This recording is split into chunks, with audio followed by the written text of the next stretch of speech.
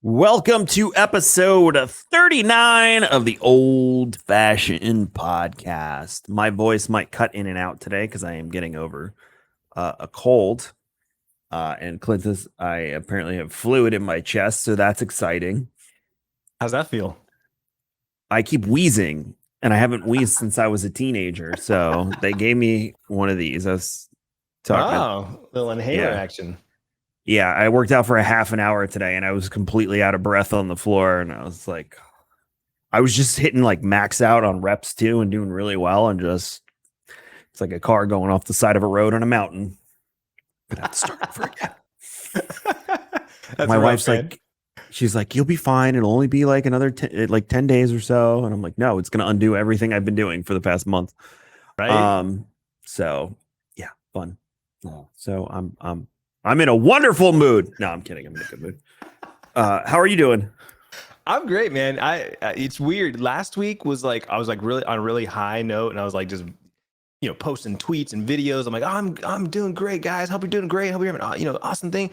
And then that weekend came and the weekend was jam packed. And then Monday, I don't know. I woke up in a weird, like I felt different. I felt weird. I was like, maybe I had too much weekend. I don't know.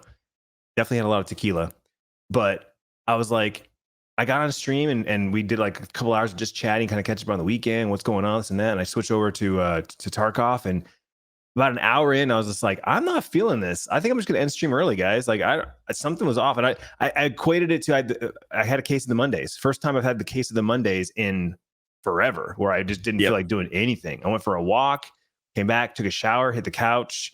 I think I watched a couple of YouTube videos, maybe like an episode of a show or something. I don't know, and then my wife came home and made dinner, but it was just like, I was just off that day. I think content creators who are like above the 5-year mark, which you are way above, are just starting to not fizzle out in the way that your career is fizzling out, but fizzle out like mentally. Like, I can't keep pace like I was. Okay, so funny you mentioned that, just only because it's relevant to what we're talking about literally right now. An old friend of mine, longtime vlogger. In fact, he holds the Guinness Book of World Records for the most consecutive vlogs. Mm-hmm. He just posted a couple videos. I kind of been in this transition of I've started vlogging more over the last couple of months, and then with everything kind of going on with Twitch right now, and my contract ending, and some other things happening, I'm kind of like a little more. I can breathe a little bit more. I'm kind of thinking about other things, and I'm kind of swinging back into my comfort zone of vlogging. Well, anyway, I went to YouTube. I was looking at some videos for one thing, but of course I see videos in my sub feed and recommendations. And so I see a couple of his vlogs, and two specifically, one about a rant, something he needed to get off his chest, whatever, what he'd been feeling. And another one where it was like a dose of reality, raw, uncut, needed to hear this. Long story short, he's been doing this. He's one of the OGs. He's literally one of the pioneers of daily life vlogging, and one of the people that got me inspired to do it in the first place. He just recently had his first kid. I think she's like 3 or 4 now.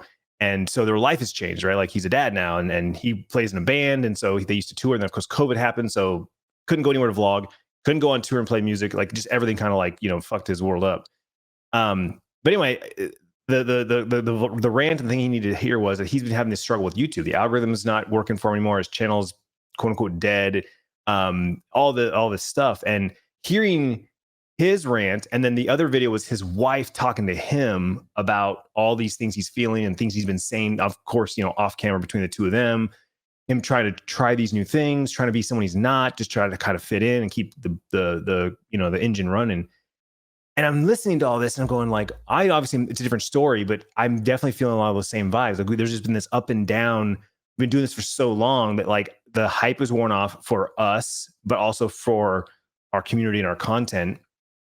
And then it's like, you just kind of do this like skip, like coasting, right? Like you went up to the stratosphere, now you're just gliding. And every once in a while you catch a little bit of a wind and you get pushed back up, but you're still kind of slowly falling, right? And it's one of those things where like, I love what I do. And I love this world that I'm in. And I love this business I've created. And I love my community. I'm reminded every day how awesome they are. But on a personal note, on a personal level, sometimes I'm just like, what am I doing? Like, where do I go from here? Like, always forward, right? Hashtag always forward is a mantra that I live by. Friends of mine push me for, but it's like, I don't know what direction to go in. Which way is forward? Like I'm at this crossroads and I'm like, do I keep going this way? Do I stop doing that, back off a little bit, go this way? Do I try something new? Like I've tried some new things and failed miserably to the point where it hurt my channel, hurt my content, hurt my, I don't know, image, reputation, whatever you want to call it. And so it's scary to like make another decision that could make it worse, you know? And I'm at the point now where like, I can't really fuck up too much more, or otherwise it all kind of comes apart, you know? I'll before I even address that, I have to say I have said the wrong episode number for like the past like 4 or 5 episodes because Paul, the show notes say we're 1 episode behind compared to the screen. So this is episode 40, not 39, and I completely and utterly blame Paul for not updating the show notes. I'm throwing him under the bus so everyone knows it's not my fault. He's like probably sitting at his desk with his hand in his head right now, and he's stressed about tomorrow because he has the raid day tailgate for Destiny with Ben. Oh yeah. So yeah, I'm just adding to his plate. If you just change it now, you'll never have to change it again. It'll just every week it'll update itself, Paul. I promise. I just went in and changed it, so you know it's fine. Episode 40. It was updated by an anonymous lack duck. of sleep, you know. I love how it says See? anonymous duck. Now he's using the kid not sleeping as an excuse. When she was first born, he was like, "No, she's wonderful and great." No, and now he keeps saying, she's sleeping. I'm not sleeping. "Oh, I see." Well, you need to get on that NyQuil, Benadryl, or other substance life then, and start finding new ways to fall asleep right away, like I did. Like the cough medicine I'm on just knocked me the hell out. And then if you add like my medical marijuana oil, good night. 6 hours, don't move. Back to what you said, Clintus. Yeah, I mean, I see it all over. I see it with everyone. I know everyone's tired. They spent years giving it everything they got, and some people benefited from it greatly, and others, you know, made a living off of it. And there's a difference between dumping everything you have and making a living versus like hitting the jackpot. And I think that's the common misconception is, you know, there's folks that people think, quote unquote, hit the jackpot, and they're not. They're probably just making that earning, you know, living wage similar to what you are. And you burn out. You hit a point where it's just difficult to keep going, and you have to come up with other ways now to make money and all this stuff. And I won't ever say I burnt out. I made a conscious decision that I knew the tides were turning and changing and things would not be in my favor in the future. I knew my style of content was not going to be something that I could monetize long term and continue to do on that level. I like floating in and out of rare drop stuff and doing that, but you know, I'm pretty busy. Like I'm operating multiple companies and trying to keep things afloat. And then also, and you know this, making time for my family, which I have prioritized more in the past 2 years than I ever have in my entire career. And I see the benefits from it with my kids and everything. You know, my phone goes off and I don't answer people at night like I used to. I don't take meetings at 8 o'clock because someone's on the West Coast. It's like, I just don't do that anymore. And does it affect, you know, my income? Sure. But at the same time, you hit a point where it's like, is the money worth what I'm putting in? And you have to balance that and find new ways to do it. So I hear you, man. Like your case of the Mondays, I hear you. And it's starting to become more prevalent. I also think the amount of people that are trying their hand at content creation and have achieved mild success affects people in that mid tier. I've said that a bunch of times. So, yeah, I see it. I see it at the top too. You see the burnout hitting with people like Pokimane just said she was going to take time off, and you know, it's just interesting to see how it all plays out. You know, even watching someone like Ninja who has a pretty set schedule, and like when he's off, he's done. It's not like the old days where you're you know pulling subathons and 24-hour streams. You know, you're working your 9 to 5 now. And making it happen. Just the industry has changed. The way people consume content has changed. If it was more geared to like it used to be, where I was doing my Destiny dailies, playing 80s music and just vibing with chat for 5 hours at night, I'd probably still be doing it. But I saw the tides turning and shifting, and I saw, you know, the focus more on the competitive side, the skill side, and things like that. And if you didn't have that built-in audience that could support at the level that you were at, and to grow from there, you probably weren't going to see much growth. And I'm not saying you can't hop on Vibe and hang out with 40 or 50 people. I'm saying if you got three kids and a wife, you're not going to be able to support them and do that. So nothing Right. wrong with making it your hobby and having fun with it, but at the same time, like, you got to think about your life and what's important. So I hear you 100%. I think just the world is changed and the industry has changed, and lockdown accelerated how many people were going to try their hand at content creation on YouTube, on Twitch, on Facebook, on any TikTok, every platform. And, you know, a lot of those people got a taste of success and then it kind of dropped off. And now, like you said, they keep waiting for that wind to blow them back up. And then they just kind of slowly go back down and up and down and up and down. So I hear you, man. I hear you. It's part of the reason that I was like, I can't deal with this much, especially the fluctuation in income. You know this too. Is some months you just make bank, and some months you're just like, fuck, I hope I saved enough from the month I made bank. Cause like, Yep. yeah. It gets to be a lot, I do like having a salary, although, I do the multiple businesses finances. So I am equally as worried as things go up and down and seasonal changes and all that fun stuff. But it is nice that my bank account every Friday, the same thing is in there, So it's been a ride, but I hear you. I hear a lot of that from you and some of the folks I've known now for 6-7 years. Yeah, I tweeted out last week. I was like, some days, because inside the community, like in my little bubble, sometimes I feel like hitting the reset button and starting from scratch, because like I've been doing this for so long that, you look at my numbers and it's like, oh, 780,000 subscribers. That's amazing. You're almost on to 1 million. It's like, I've been doing that for 16 years. Like that's 16 years worth of subs, and people subscribe to channels for particular content, right? Like when I was big into dirt bikes, and kids watch my videos and they want more of my kids when my kids aren't around anymore. So they're like, they don't. So it's like one of those things where like, I wish I could hit the reset button and start from scratch, but I wholeheartedly believe that if I hit the reset button and had to start from scratch, there is no way that I would be able to rebuild what I have today and get to the status, the numbers that I'm at today. Because on paper, they look fantastic, right? 30,000 here, 50,000 there, 700,000 there, whatever.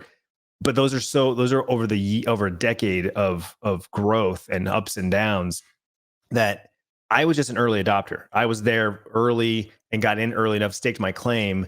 I never really popped off and hit that stratosphere, like you said earlier, where, I'm set, right? I had a couple of good years and I made some investments and I was able to, have fun and we've moved a couple times and we're settled in now and stuff. But like, now I'm just kind of like that blue collar. I put my time in to pay the bills and I make a good living, but definitely not some like OMG. Like there's guys down the street that probably make more money than me doing some, financial legal stuff, doctors and stuff like that. Definitely make more money than me. But it's one of those things where I have the freedom to come and go as I please, do what I want when I want. And if you really think about what I do, like, it definitely is a dream. It's still a dream job for many people and myself included. It's just this weird transitional part of our life where, my kids are teenagers now in high school. My daughter is a senior in high school, and this is her last year doing all the things that she does in school. And the next year, it's like, does she move out? Does she go to college? Does she stick around here and we just work? Like we don't know. But it's just it's one of those like double-edged swords, because like now they're talking about college, right? They're talking about college, and so it's something that like I never pushed and therefore I never really prepared for. And so it's like, if she wants to go to college, absolutely going to help her, support her, take care of her, do whatever I can. So it's like one of those, like the jokes always like, oh, when the kids move out, bills will free up. It's like, not necessarily. They change. They change. Exactly. Especially the first few years, they're going to keep coming to you for money. Right. Right. Hey, Dad, I the big need a new stuff. car. Hey, Dad, Yeah. I need this. Hey, Dad, I need that. I had a savings account for my daughter, my oldest. I have savings accounts for all of them, but my oldest, I had an auto debit that every Friday it would debit X amount of dollars, and it came out to a pretty decent sum that's still sitting there. But when she went to go buy a car, she's like, do you have any money for me? And I was like, yes, I do. But then her stepdad ended up giving her his old car because he wanted a new car.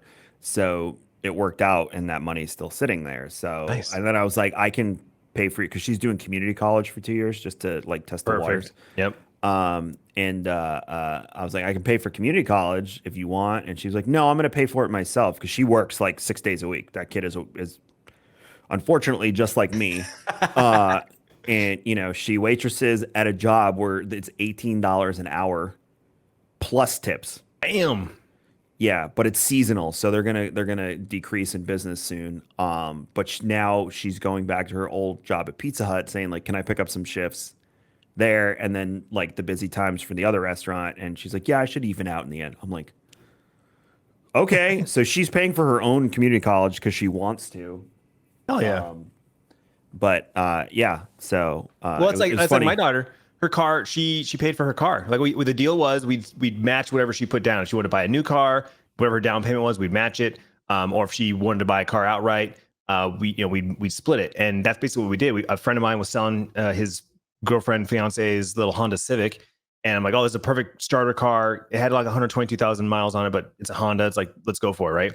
$8,000 is what we gave it to us for, and so I think she paid 3,500, and we paid the other chunk. Or no, the other way around. I'm sorry. She paid 4,500. We paid the other half just because she had her money from her YouTube channel that she's been sitting on for 5 years. And so the deal was we'll pay the insurance, but if you buy a new car, you're in charge of the car payment. I mean, that way you can choose what kind of car you want, how much of a payment do you want. So when we found this car to pay outright, she's like, I don't have a car payment. I was like, smart girl. Smart girl. She Yeah. knows. I will say on my parents' side, they were like, yeah, we'll pay for your car insurance until you get a new car. Because I got my car at 16, like going to high school and at college. I've had my 2012 Toyota Corolla in like whatever that red is since I was 16. And so, I'm sitting here going, it's been, 10 years. I should probably get a new car sometime soon. It's starting to hit the like 110,000 mile stuff. And Right. then it's like, oh, we're going to tack on Florida car insurance. So let's not do that. Yeah, well, that's kind of the rule with my kids. It's like if you're living here, as long as you're doing something, you're going to school, you're working, pursuing a career, pursuing an entrepreneurship, starting a business, whatever, you can live here rent free. If you're just kind of like chilling with life and just kind of like vibing, and like really 21, have a plan at 21. I'm not saying you have to have it all figured out. Trust me, I'm a real big component of like take your 20s and fuck off, right? Like totally cool with that, but have a plan. Get it out of your system. Yeah, but have a plan. Like, tell me, like, what are you doing? What are you trying to do here? Like, give me some. I'll pay for your insurance. I'll pay for whatever. But when you move out, if you choose to like, hey, at 19, I'm out. Like I did. I was out of my parents' house at 19. I think as a student, you can still pay for their insurance till they're like 21 or something. But once they're no longer a student or 21, then they're 100% on their own. That's kind of the general way we're kind of talking about doing things.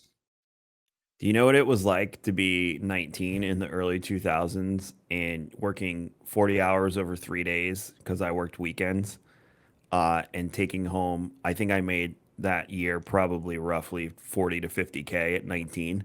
Damn. And going to school. Oh, I was loaded. I had so much money in my bank account because I worked for my uncle, and that's when I started doing event planning and catering and things like that. Yeah, and I worked for my uncle, and I just made obnoxious amounts of money. Like he was paying me $22 an hour at 19 years old in the early 2000s, but I busted my ass. I worked 40 hours especially after 9/11 because we got the city contract. I was doing Friday mornings like really early through till Sunday afternoon, like almost straight, like breaks just to sleep. That was it. And I made so much money that I went out and I bought myself a new Ford Focus. And I remember the guy was like, how much can you put down? And I was like, I got like 11 grand. Does that? And he was like, you're going to put down 11 grand. And I was like, yeah. Cause it was like an $19,000 car. So my car payment was like, I was financing like 6 or 7 grand. Cause my mom's like, don't finance the whole thing. It's good for your credit, but put down as much as you're comfortable with. And I did.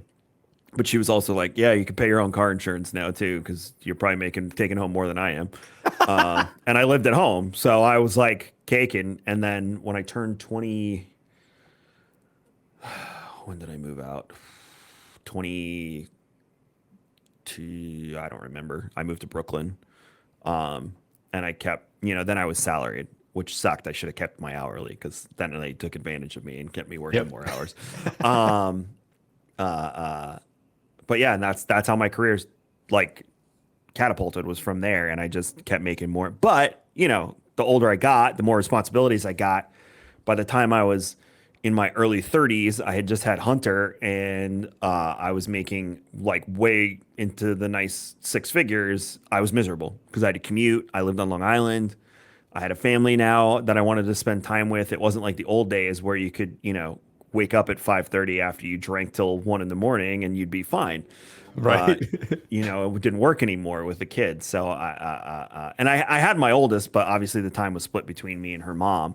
So I Right. had the liberty to still do my 20s and then be responsible, when I needed to be responsible, which was kind of nice, to be honest. But yeah, I mean, 19 years old and making that kind of money in the early 2000s was just silly.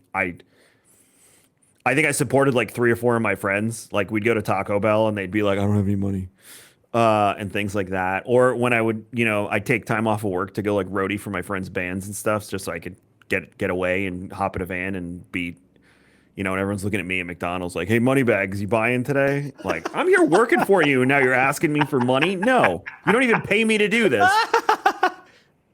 So yeah, and everyone was like, oh, Kevin's, because my stepdad did very well. He had his own business. He sold two businesses, one to Ford and one to Amex. I can't remember who.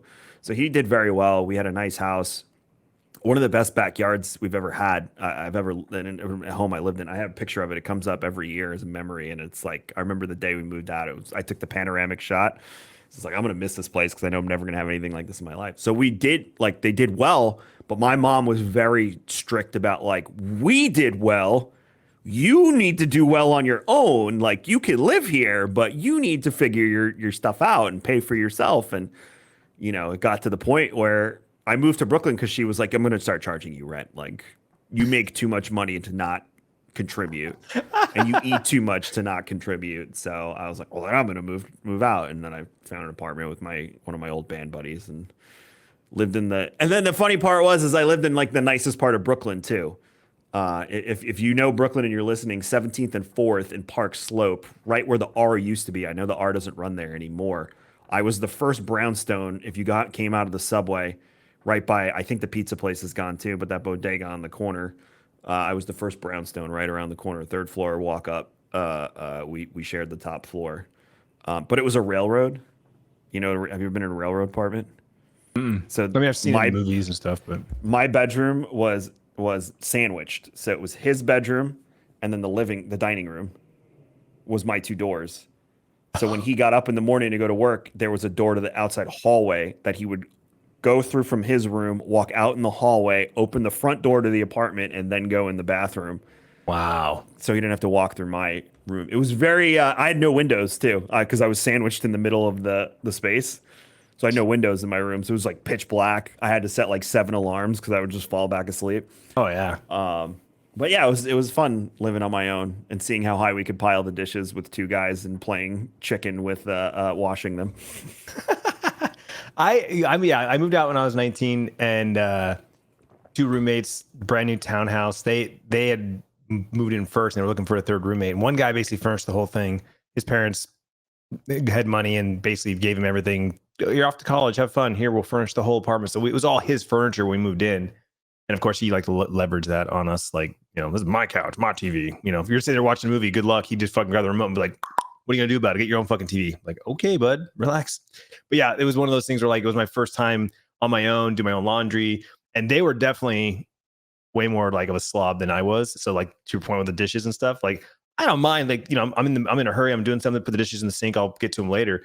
But nobody would get to them, and they would start to pile up. And and then it just at some point, I'm like, I guess I'll put these away since nobody else is going to. Like, load the dishwasher, guys. And just push a button. It's not like we have to sit here and be like.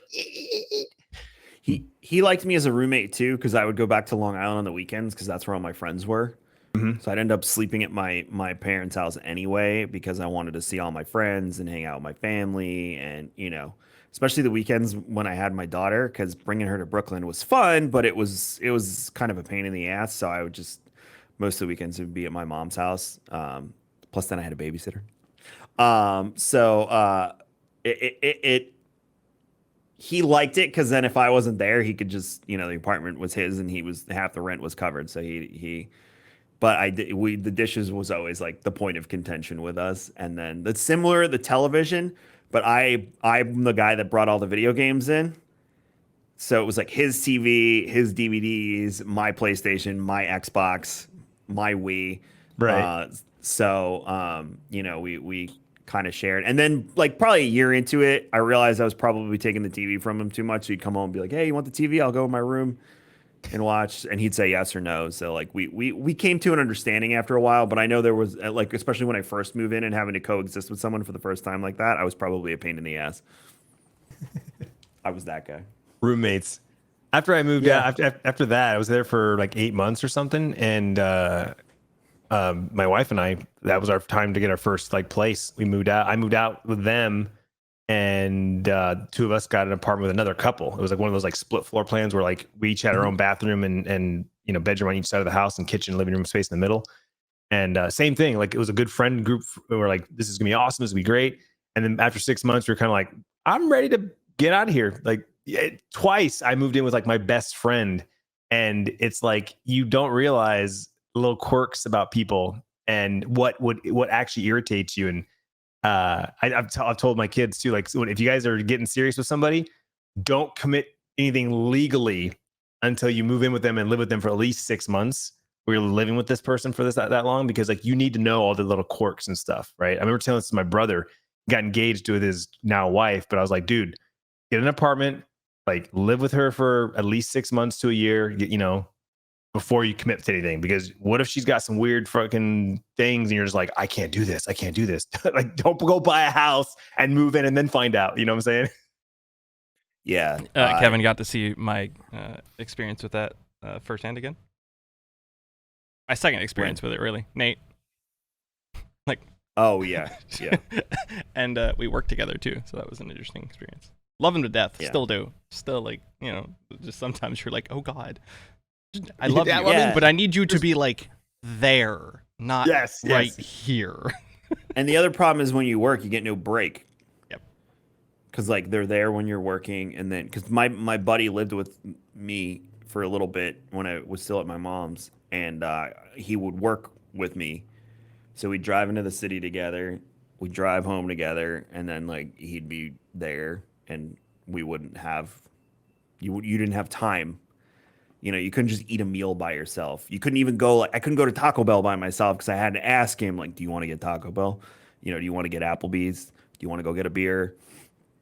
So it becomes that thing where you feel bad, like having time to yourself. Even playing video games. That was actually the one thing that got me away from him, was he wasn't as interested in video games as I was, because he was like Tony Hawk Pro Skater and I was like RPG sports game guy. So it was interesting time, if you will. I remember too, because I started playing Morrowind when he was there, and he was like, "What the hell is this game?" And, you know, it's like, oh, it's Morrowind, you know, it's some new RPG, it's open world, it's wild.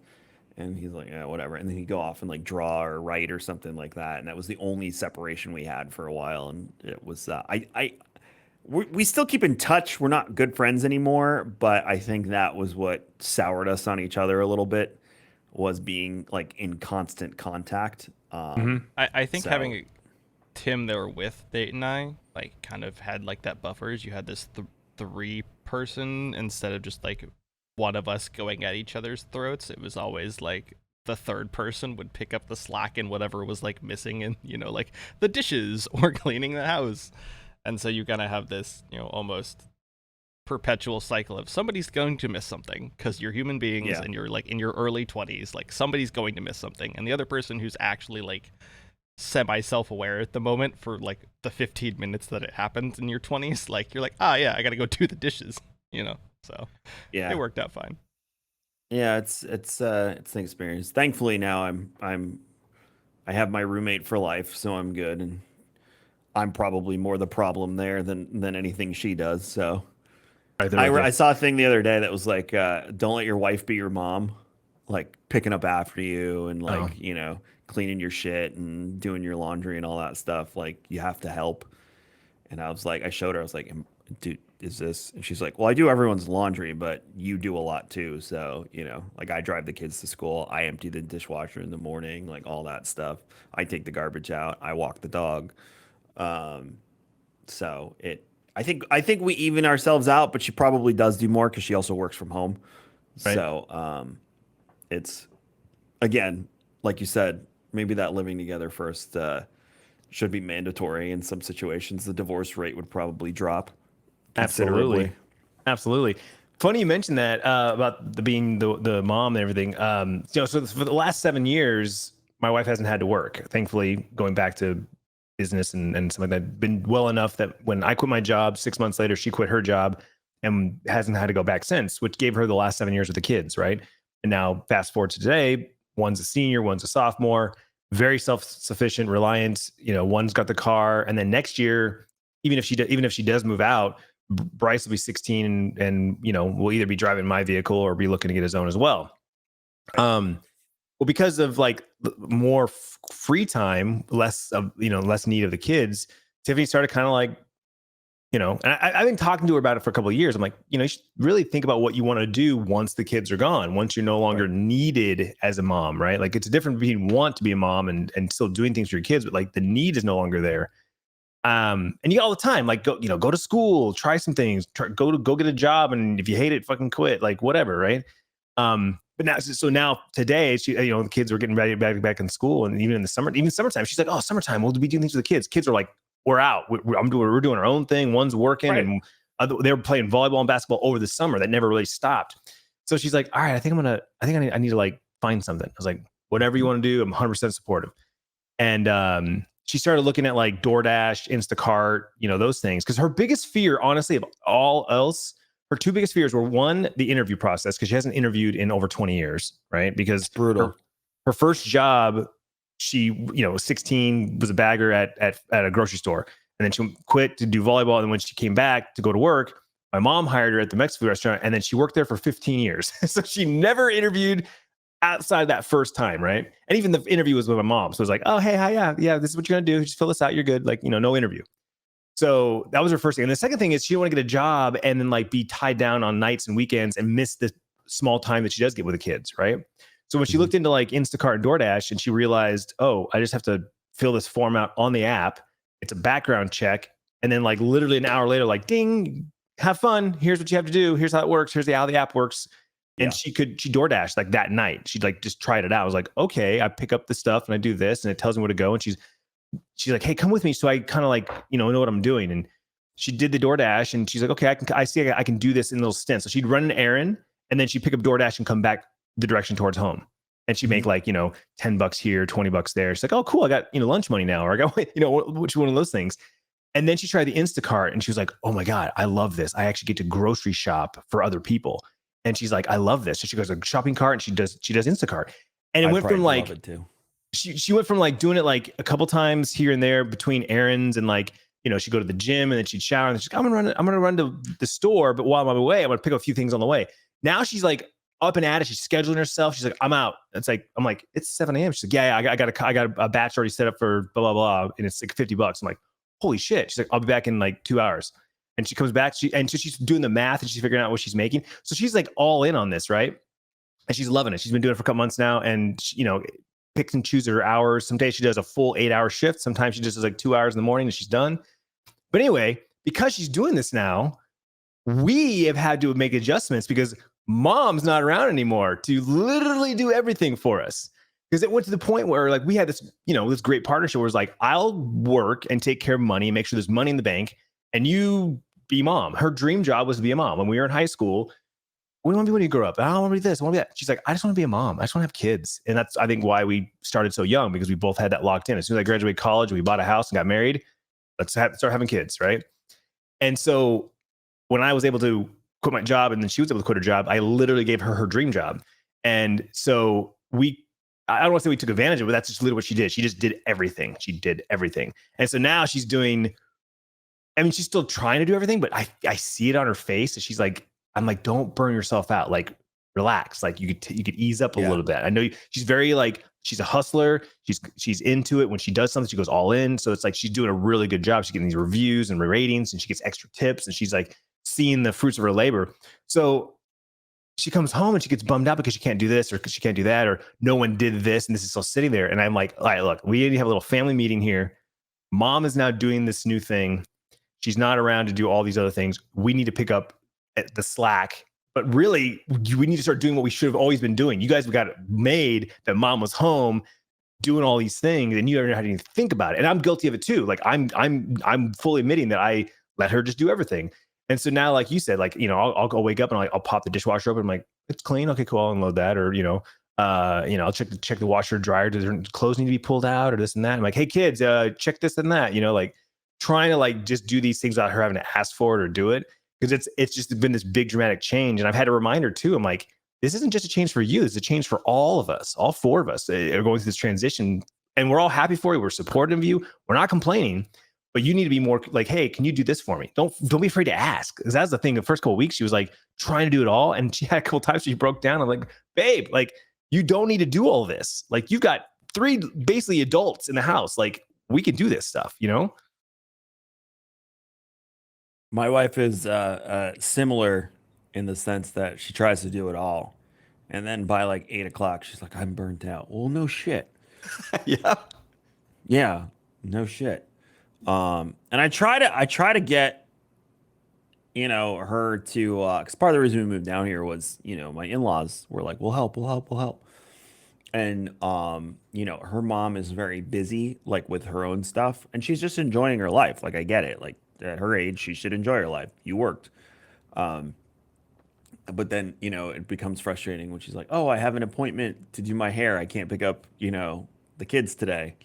And then my wife, that's like an hour and a half of my wife's day now that she's going to pick the 2 kids up from school. Right. So it's just little stuff like that she gets irritated by and burnt out and all that stuff. And then at the end of the day, because when we were in lockdown, I cooked dinner every night. I was like having the time of my life cooking dinner, and now I'm not there. I don't get home till like 5:30, and dinner's kind of got to be ready before that. So I rarely cook dinner on the weekdays. And then on the weekends, we always try and go out one night, and then I'll cook the rest of the weekend or smoke something or whatever. But yeah, we regardless of what time we get up in the morning to like work out or do whatever, we are pretty exhausted by like 9:15 collectively. Mm-hmm. My oldest daughter, last night we were watching Lord of the Rings, and we finished like the Battle of Pelennor Fields. And I'm like, that's a good place to stop. She's like, finish the movie, Dad. And I'm like, no, I am going to bed. Like, I'm exhausted. I'll pick it up tomorrow and finish it. And then, we'll watch something new on Friday night, because my mom's coming to town too. And she's like, you're getting so old, da da da da. And I'm like, you're the one who's always telling me that I'm young and to stop saying I'm old. She's like, I know, I'm messing with you. It was a whole thing last night. But like, yeah, we get exhausted so early now. And then on the weekends, it's like a gift because you're like, all right, I know I can sleep till like 7:30 tomorrow, right, children allowing. Because Hunter knows at this point, even if he gets up at 7, to go straight to the television and turn it on and watch Pokemon. Do not come in my room. And the other one, we converted her from the crib to the bed. But she's for some reason still thinks she can't get out of her room. Like she just figured out I can get out of bed and play with my toys in my room and read books and stuff like that. But for some reason she thinks she can't get out of her room. All she's got to do is open the door handle and she's out. Right. But we're not going to tell her. Yeah. Yeah. Let that go as long as possible. Yeah. Because she'll talk and she'll sing and stuff like that. And that's fine because I can still lay in bed and listen to all that. But she doesn't know she can like leave and go torture her brother or jump into our bed. So right, like on Friday and Saturday night, I'll stay up till like midnight if I can, because it's cool, it's working. Yeah, I'm wiped lately. Wiped. Yeah, that's one of the things too. So she's 40. She just turned 40 this summer. And she worked her job for those 15 years, like I said, well, not all full 15, but for the majority of those, she was a server. She was a server at a restaurant on her feet, and she was good at it. That's what she did. And when she was pregnant with our kids, she worked literally to the day the kids were born. Both kids, when my daughter was born, I remember she worked, and then we were at her brother's house playing poker. And there's still a photo of her big ass belly in her work uniform, sitting at the table with her brother. We're playing poker. And then the daughter was born that night. And then My son, she was at work when she started having contractions, and her parents picked her up and took her to the hospital while I took Sierra to sister's house. And so she worked the entire time. So fast forward now today, she's on her feet and doing her thing all day now. And yeah, she gets home and she's just like, oh my God. Like, and she's already been like a early bird. Like she goes to bed, 8, 9 o'clock, and she's up at like 5, 6 naturally. Like that's her cycle, right? Whereas I'm the opposite. Like I'm up till midnight, but I want to sleep until 7, 8, 9 o'clock, depending on how late I stay up the night before. So we've always been off schedule. She needs way more sleep than I do. She needs like 8, 9 hours of sleep. I'm good with 5 or 6 most of the time, though I do feel like I'm starting to creep where I need a little bit more than that. So I'm getting in that 6, 7 hour range now. But that's been a big change too. 6 is my minimum. Anything less than 6, and like no one's gonna like me the next day. That's it. So if I'm getting up at 4:45, I have to be in bed by 9:45, the absolute latest, because and I know it's 7 hours, but the reason being is some nights it takes me a half an hour, 40 minutes to just calm down and get to that point. So I always give myself an hour buffer, just to make sure that I'm there. It's my wife she was commuting less than a week before she had Hunter on the subway to work. And he was born late, so she worked like right up into it. And then there's a picture. I actually just asked her for it to see if she can find it, so I can show you, of her at her desk at the old architecture office in New York City, and he's in her lap, like right here, sleeping, and she has him in like this little harness thing, and she's just like this on her computer, like typing away while this little kid, like she was a superstar, but she wanted to go back to work. Like she didn't want to not work. She loves what she does. So she wanted, like if we won the Mega Millions today, she wouldn't quit her job. She'd keep working. I would be like, Ben, Tim, it's been real. I'm out. I would probably step back and just finance company operations and stay on the board or something, but I would not stay as CEO. And people are like, but why? And it's like, because it grates on your soul after a while. That's why.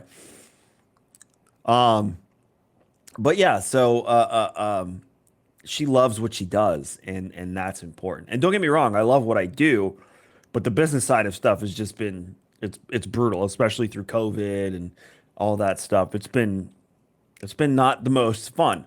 So, I'm not a content creator. I know you guys think we have this like gaming agency and we're like, I'm like playing games all day. No, I never get to play video games at work. I have spreadsheets open on my monitor right now. I have decks for GCX for next year, decks for new clients, decks for current clients, reviewing stuff for consulting work that we do and all that stuff. It's not this like fun, like, oh, play the new God of War and tell everyone how it is. No, it's. You can also say that the podcasts aren't always fun in the middle of all of that, because you have to get all your actual work done. So when you're like, oh, I'm going to go record, like, people don't always understand like workflow when you do content for work.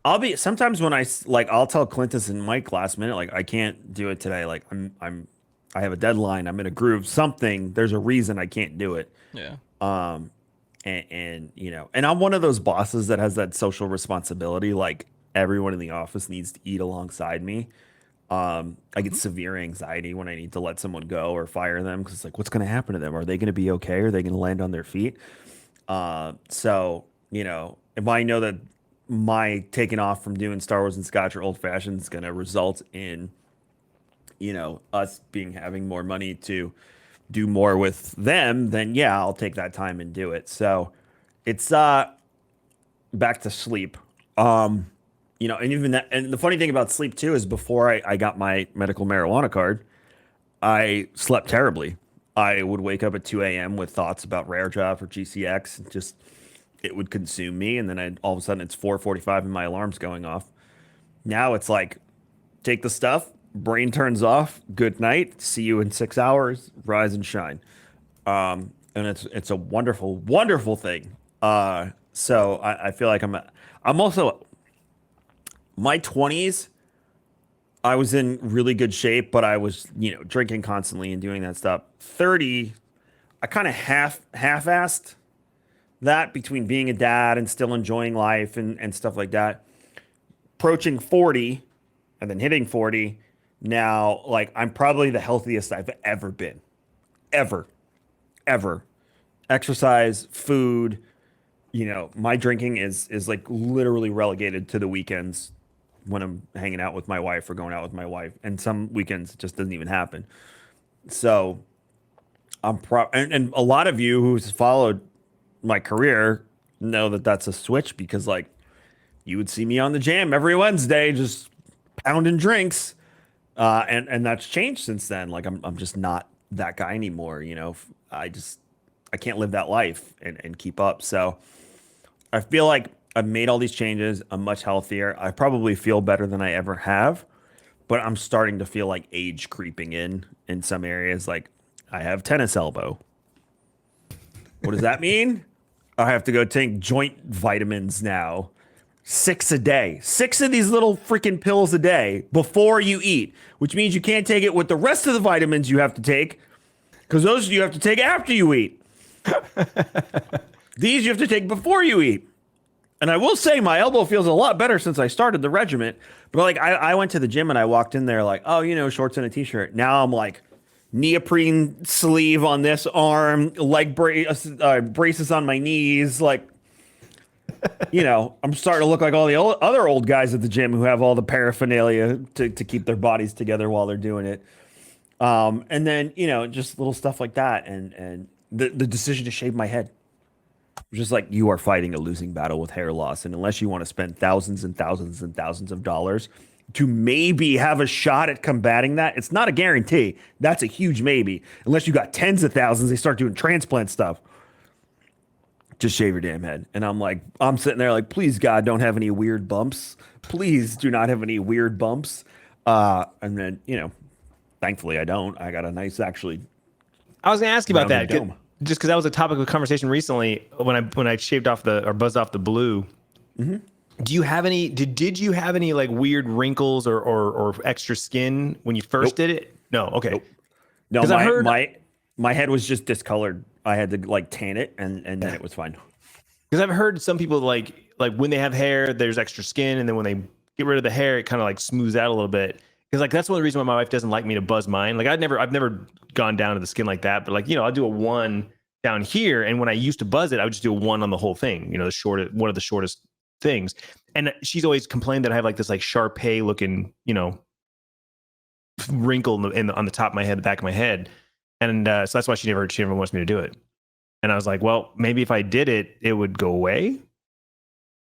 So I don't know. So here you go, Clintus. Yeah. I got the picture for you.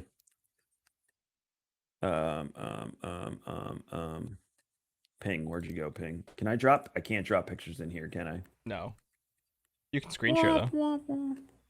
You can screen share the window. All right, hold on. Let me move it over here. This is great for the audio people, right? Right, yeah, just sitting here and twiddling. I mean, like, I could just talk over it while this is going on to make sure there's something, in the dead space, but nobody wants to hear me do that. Well, I'll do news while you're doing this. Go ahead, Paul. You can read the news. So fun news from this week, because we're going to start wrapping up here at about 45 minutes of an episode. It's a great time. There's a Steam bundle that contains over 5,000 bees. If you've never played it, the game is literally called I Commissioned Some Bees. 1, 2, 3, 4, and now 5. And you have to ask what is this game about? And it's actually a very, very simple answer. It's the game developer and creator was like, I just want to make a hidden object game, so I commission artists to hide bees in a fantasy world, as many as they can fit. And so it ends up being, 1,000+ bees in this video game that you literally are just playing Where's Waldo, except it's with bees. Thousands of them. So if you have a fear of bees, please don't do this. It's not worth it. But if you enjoy finding games, it's in a Steam bundle now. I actually haven't checked how much it is, so I should probably do that, but it's cute. One more piece of fun news before we get into one that I kind of want to talk about for 2 minutes, just because business conversation is fun. We officially have beaten the old record for Guinness World Record of the longest rugby game ever played. Thank God. I was very worried. Yeah. at 34 hours of a beach rugby game. A rugby club in England broke the world record when they took to a beach and played a game of touch rugby that lasted for 34 hours and 6 seconds. Just interesting. I didn't know you could play rugby for that long. Like, I also, like, you got to be superhuman to have that level of physical stamina. Like, you can go to the gym for only so long. Like, how do you play? Like, people do marathons like that are like what 8 hours long. How do you rugby for 34 hours, please? Anyway, Kevin, we're getting old, right? I say Yes. please. I mean, like, I have to include myself in that one. You are technically getting old. That's true. And finally, this is the one I kind of wanted to talk about real quick, just because it's interesting to me. And I think it'll be an interesting conversation for about 5 minutes. PlayStation is being hit with a $5.9 billion lawsuit for, quote-unquote, ripping people off on digital games. A consumer rights advocacy group is suing Sony for charging a 30% commission fee on all digital purchases made through the UK PlayStation Store. And this functionality is a class action lawsuit that seeks to distribute the billions of dollars to the players who have used the PlayStation UK Store since August 2016. That's a little bit of what would you call this? They're reaching for a precedent here. That's really what they're doing. So what do we think? But this, Well, I mean, I read that and I was like, so this is just in the UK though, right? It looks like it, yeah. Yeah.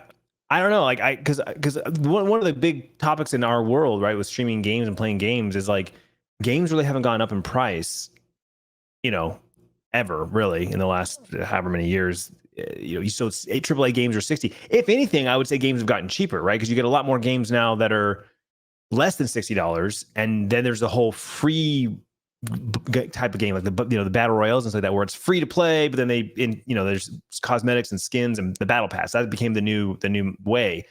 And it's like I honestly think if tomorrow they said, hey, in 2023 game prices are going to go up either a dollar amount, but let's say it's from $60 to 65 or 60 to 70, really, I mean, let's just be real, and that became the new norm. Like, people would complain, be like, oh, what the hell? But then if you look at like statistics data, it's like, well, it's been like that forever. The part that always gets me is I always feel like a digital copy should be cheaper than the physical copy, because they're not having to pay for the physical manufacturing of the case, the label, the CD, the DVD, the device, the kind of thing, like all of that stuff, and then the shipping, and it's so much cheaper for a digital. Like, I feel like that's a backwards that they're charging the 30% on the digital purchases versus. So I don't know if that's because it's a licensing thing, like it's a technological thing where they're being charged more, kind of like credit cards, right? Like, there's a percentage that every time you swipe your credit card at a business, they have to pay a fee to Visa, MasterCard, whatever, Square, if they're using one of those services. And so that's why you see, like, especially now with gas stations, you see a cheaper price for gas if you pay for with cash or debit versus if you use credit, right? Because they're trying to like pass those savings on to you, incentivize you to pay less of those fees. So I don't know. It's interesting that they would charge on the digital side. I'm curious to read this article and kind of understand why. For context, before Kevin goes, if you kind of dive into the article, they specifically highlight that it's basically a mirror of what happened with Apple versus Epic Games, except it's happening in the UK. It's almost this like charging 30% of a commission on a sale, as somebody else has taken that cut. Right. So it's more about like the cut and the antitrust violation stuff. It's just happening in the UK. But it never really been on a publisher before. Yeah. Like Apple's like a middleman, like in regards to Epic and publishing, but like you're going after the actual publisher for the 30% commission of whatever it is, which is the interesting part. That is interesting. Yeah, that's something that I have to remind people all the time when they ask why it's more expensive to like sub on Twitch via app. It's like, well, because when you do that, Apple or Google are taking 30% of the fee. So Twitch is just going, hey, we still need our normal 50% cut or 30% cut, depending on where you're at. So we're going to charge you more to make sure they get their money. We still get our money. Sorry. I remember when EA had a class action suit over NCAA football and Madden because of restriction, something along the lines of restricting other companies to make it because their exclusivity deal, blah, blah, blah, and the quality of the product decreased, whatever. Anyway, because I had bought every edition of those every year, I ended up getting a check for $600 or $700 in the mail from that class action suit, and I bought a PlayStation 4. That's my story on class action suits. So if you can get it, and you can get it from these companies who got this money just like lying around, just go for it. I don't care. Like, sue them. They deserve it anyway. Uh, have fun. I don't care. Like in this one, sure. Digital surcharges and whatnot. It's all bullshit. Like you said, the manufacturing is cheaper. All they're doing is uploading it and then hitting a button. So yeah. That's fair. That's fair. Guess we'll see. We'll see. I'm interested. Anyways, that's it. Kevin, you want to take us out? Well, I was gonna touch on Gamescom, not caring. Yeah. I mean, the fact that we got this far without talking about Gamescom is kind of indicative of I've seen a few trailers that I'm like, oh, like the Dune game, although it's a survival game, it'll probably be up Clintus's alley more than mine. But it's an open world survival MMO. Right. I just worry about, Arrakis isn't exactly the most lively planet in the world. It's kind of empty with spice mining and huge sandworms. So I'd be interested to see what they're going to do it. Right. Yeah, I didn't know it was a survival game. That's cool. I saw the trailer. That was the one I saw the trailer because I was like, oh, okay. Honestly, when I first saw it, before reading anything else, I thought it was like maybe a trailer to the new movie. It's like, oh, cool. Already teasing it. I'm like, oh, it's a game. Okay. But I kind of when I do these game conferences, I kind of just wait till it's all done and then I read the highlights. These are the things they announced. These are people are hyped about. These were kind of lackluster. I don't really necessarily need to watch it live. The Game Awards, I tried doing that one time and I was like, I don't know any of these games that are being nominated. I've heard of them. I've heard names. I've heard my friends talk about them on Twitter, mutuals and stuff like that. But so it's meaningless to me to be like, yeah, they won Game of the Year or best blah, blah, blah. Because I don't know these games. I have no investment in them. So I just kind of wait and see. I'm excited about hearing about new stuff. People always ask me all the time, like, oh, what are you excited about coming out this year? And I'm like, nothing. The new update to this game, Destiny just came out they just announced their reveal of the next expansion, which looks awesome. I'm super stoked. I'm definitely 100% looking forward to February now. But I mean, really, as of right now, the only games that are on my radar that I'm actually looking forward to is Starfield, which was delayed till next year. The new Destiny DLC. And then, supposedly, technically, Tarkov's supposed to hit 1.0 here soon and drop the big map and the big changes and everything. So that would be, but those are all updates to games I already play. It's not like new games. I can't really think of too many new games that I know about that I'm excited about. But this will be a conversation for another episode, but I'm in this weird transition with video games right now. I've been thinking a lot lately about the games I play, the games I stream, and going back to content creation is the direction that I'm taking my channels and stuff. So Gamescom, I asked the guys when we first started the warming up the podcast. I was like, "Is it still going on? Is Gamescom still going on?" I have no idea. No one I know. I mean, I see industry folks, especially on LinkedIn, actually more than anything. I see folks talking about Gamescom, but no one I know really paid attention this year. And maybe it's because I'm on social media a lot less than I used to be to the opening show with. I'm on it. There's just nothing. With Jeff Keighley's opening show and stuff. So again, industry shift, in my opinion. We care less about these marketing events because you got to admit, over the years, don't you feel like you're being sold something more than you're getting, getting excited? And how many times have we been sold something that didn't pan out? And I think that's where we're getting, and not as streamers, as gamers, that's where we're getting fatigued. Don't sell me the glitzy glamour bullshit trailer. Show me the game. Show me what's in it. Show me how it plays. Show me the UI. I want to understand what I'm going to be doing. And I think that's why people don't care about trailers right now, is because for the past 15 years, trailers have sold video games, and now they've had so many snafus with game releases, especially games of service and live service games, that it's not working anymore. And people are now ripping it apart. Oh, trailer looks nice. Now I want to see gameplay. Gotham Knights trailers look great, but the gameplay, I will admit, it does look a little clunky. It looks a little previous gen. So I'm interested. I'm gonna buy it and play it because it's Batman. But You know, how many people are not because of the way it looks. So just little stuff like that. I think smaller shows like GCX and some of the smaller gaming shows are going to do much better in the future than a lot of the bigger ones, because the pomp and circumstance is kind of dying out when it comes to marketing cycles. And I've heard it firsthand from folks when we talk about GCX. So we'll see. We'll see how that pans out. My only reference to this is they've keep showing gameplay for the new Wukong game that's done in Unreal 5. I don't know what's it called, Black something. But basically, it's a full end-to-end open-ish world, first-person like journey to the west, like playing as Wukong. And that's the only game that I've been excited for, like the last like new game, quote unquote, in the last 6 months.